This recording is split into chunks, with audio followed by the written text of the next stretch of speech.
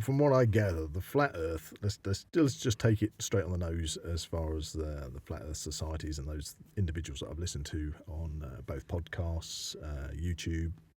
I've looked at documentaries as well. There was one called Beyond the Curve. I don't know if anybody else. Oh yeah, that was good. I watched that. I've heard of it. Haven't seen it. Yeah, and looked at these. So, taking it from a flat Earth perspective, we're already done and dusted. 100% the Earth is flat. It's a flat disc. Right.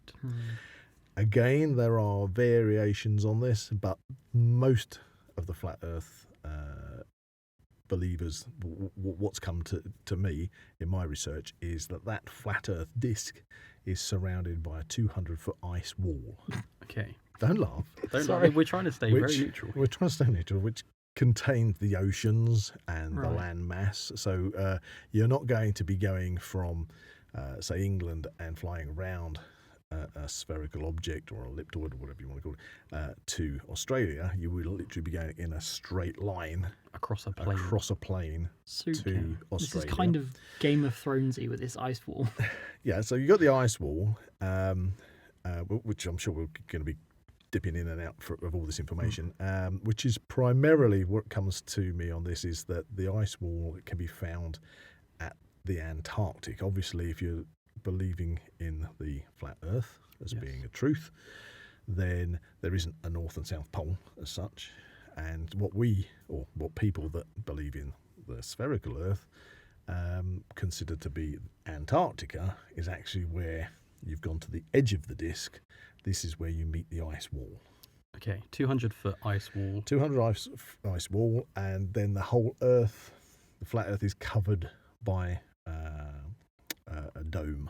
For best way to put it. We have the way one person described it was, if you go into a planetarium and you sit there in your seat and you're looking at the stars and the constellations, and which obviously are made up of stars, and the planets, etc., and you walk outside.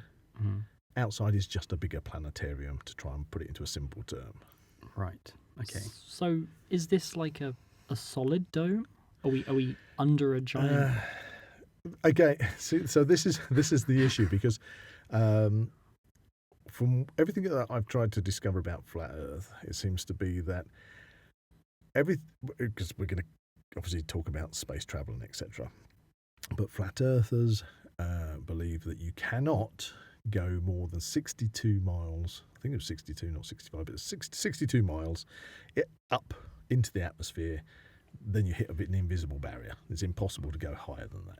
Right. But the dome itself, this ether or whatever, and they use different terms to describe this dome, is thousands upon thousands of miles high. Okay. But you can't get that high because there's this invisible barrier that if you go up 65 miles or 62 miles or whatever it was they've calculated, then you just hit this barrier. Yeah. So, of course, I have a few questions. Now we've learned about I think we all have a few questions. I'm here. I'm the defence here as best as I can. One thought that comes to mind, if we're in, I would assume, a sealed dome, what is oxygen? What are we breathing? Surely we should be running out of oxygen if we're kind of in like a very good question. Interesting. I didn't think of that one. It's a very good question.